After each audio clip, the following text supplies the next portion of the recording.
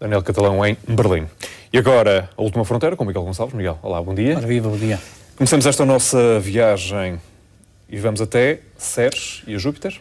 Sim, são dados científicos que permitiram aos cientistas escrever vários artigos que foram publicados nestas últimas semanas, nomeadamente sobre Ceres. 6 artigos científicos que pegaram nos dados da sonda Dawn, que ainda continua lá em Ceres, a orbitar Ceres, a recolher dados de Ceres, e alguns dados que confirmam aquilo que já suspeitávamos e outros que nos apresentam um Ceres um bocadinho diferente daquilo que nós estávamos à espera. Ceres foi considerado até há bem pouco tempo o maior dos asteroides, neste momento tem a classificação de planeta anão, é o planeta anão mais próximo de nós, está ali entre Marte e Júpiter, na cintura de asteroides, e o que dizem os mais recentes dados falam-nos sobre a sua crosta e sobre uma possível atmosfera que terá este planeta anão. Olha, mas começamos por aqui, por aquilo que nós estamos a ver. Chama-se Auna Mons, é uma montanha em Ceres, tem cerca de 4 km de altura, começa logo por nos impressionar pelo tamanho desta montanha, mas não é uma montanha qualquer. Aquilo é uma montanha que quase parece um vulcão. Aliás, a imagem que vimos há bocado da NASA mostra-nos até estruturas vulcânicas na Terra muito parecidas com esta montanha em Ceres, só que ao contrário das montanhas vulcânicas na Terra, que expelem magma quente, como aquele que nós estamos a ver agora, os vulcões e algumas outras estruturas parecidas com estas também foram encontradas em Ceres, expelam uma outra coisa. Expele gelo. Gelo é um fenómeno de criovulcanismo que foi identificado em Ceres, em várias zonas de Ceres, e a pergunta imediatamente que se coloca quando se olha para um planeta anão destes é: quais são os mecanismos aqui no interior de Ceres que permite isto? Permite o envio de material gelado de zonas mais interiores até à superfície. Quais são os mecanismos que também aquecem, no fundo, aquele tipo de material? Ora, até há bem pouco tempo, ou melhor, nós sabemos que planetas, luas, o que quer que seja, podem ter um aquecimento interior por 3 fontes principais.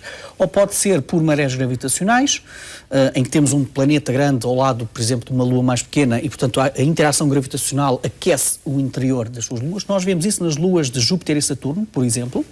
Pode ser também resquícios, os vestígios de um calor primordial que esse planeta ainda conserva, ou então através do decaimento de elementos radioativos. Quando olhamos para Ceres, os cientistas pensavam que Ceres, se calhar, não teria elementos radioativos suficientes para esse aquecimento e, se calhar, também era demasiado pequeno para ainda conservar um bocadinho desse calor. Mas não. O que nos diz um dos estudos científicos é que, se calhar, é precisamente o facto de Ceres ainda conservar um bocadinho do calor inicial e também de ainda ter, se calhar, elementos radioativos em quantidade suficiente que permite ter um decaimento que aquece o seu interior e que pode ser responsável por isto que nós estamos a ver, o envio de material do interior para a superfície. Outros dados curiosos destes artigos científicos dizem-nos que Ceres provavelmente no seu passado já terá tido água à superfície de maneira mais abundante, que terá até moldado um bocado a superfície de Ceres. E porquê? Porque foram encontrados também vários depósitos de materiais argilosos. Ora, como nós sabemos, aqui na Terra a argila temos argila na presença de água. Portanto, estas são as novidades de Ceres que se juntam uma à outra. É que a Dawn conseguiu detectar uma pequenina atmosfera, muito fina, em Ceres.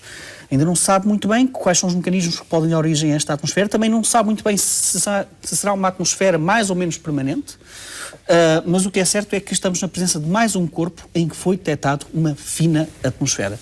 E Ceres vai continuar a maravilhar-nos porque a sonda Dawn ainda vai continuar algum tempo a fazer órbitas, atrás de órbitas, a estudar um bocadinho Ceres. Mas depois também temos Júpiter. É que recebemos também os primeiros dados da sonda Juno, o primeiro de 36 voos rasantes, que foi feito a 27 de agosto. Olha, que nos conta isto. Nós estamos a ver o Polo Norte de Júpiter, como nunca vimos. Aliás, não tínhamos imagens com esta qualidade e que nos mostra um Polo Norte muito diferente daquilo que encontramos nos outros planetas e também noutras zonas do próprio Júpiter. É um Polo Norte mais azulado do que aquilo que encontramos noutras zonas de Júpiter. Não tem as bandas horizontais que nós encontramos no Equador, por exemplo, de Júpiter e, portanto, estas imagens mostram-nos um conjunto de tempestades, de ventos que nós não tínhamos ainda associado aos polos de Júpiter. E Saturno, por exemplo, Saturno tem no seu polo um hexágono, uma forma do hexágono. Não encontramos nenhuma dessas formas geométricas também no polo norte de Júpiter. E a imagem que nós estamos a ver é uma imagem de infravermelho também do polo sul de Júpiter, porque a órbita da Juno faz com que ela consiga visitar o Polo Norte e o Polo Sul rapidamente, e estas imagens são as primeiras imagens de infravermelhos do Polo Sul de Júpiter. E estas imagens de infravermelhos destas regiões estão a revelar também alguns pontos quentes, alguns pontos mais amenos, que também não era propriamente aquilo que nós estávamos à espera de encontrar nos polos de Júpiter. Mas também temos uma surpresa em forma de áudio, que quando nós convertemos estes dados, que nos são dados por infravermelho, por radar, em ondas acústicas, nós temos o som, digamos assim, do Polo Sul, das auroras, porque encontramos auroras também no Polo Sul de Júpiter, e o que nós temos é qualquer coisa parecido com isto, e era aquilo que nós tínhamos combinado com a nossa regi para nos dar os sons das auroras do Polo Sul de Júpiter. Isto são imagens de infravermelho dos polos, e portanto nós depois vamos ouvir aquilo que são as auroras do Polo Sul de Júpiter.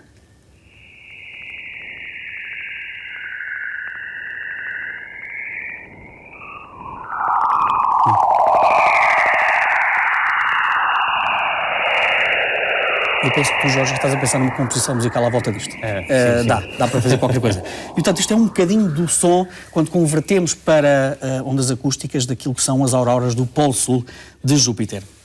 E são para já os dados que nós temos desta missão Juno, que ainda vai ter mais 36 voos para nos contar mais novidades de Júpiter. Então avançamos na nossa viagem para falar de um fóssil raro da infância da Via Láctea. É verdade. A imagem que nós vamos ver de seguida é muito mais que uma imagem bonita, porque o é. Nós vamos ver um enxame galáctico, aquilo que nós estamos a ver, chama-se Terzan 5, não confundir com Tarzan, é mesmo Terzan 5, está situado a cerca de 19 mil anos-luz, e é curioso, porque nós já conhecemos este enxame de estrelas há mais de 4 décadas, mas quando os astrónomos olharam para este enxame, pensaram assim, bom, é um enxame muito parecido com aquele que nós já conhecemos. Os enxames podem ser ou fechados, globulares, ou abertos, e nós sabemos algumas características dos enxames. Olha, os enxames fechados são constituídos por estrelas mais velhas, geralmente mais velhas, estão muito ligadas gravitacionalmente e por isso é que têm uma forma de uma bolha.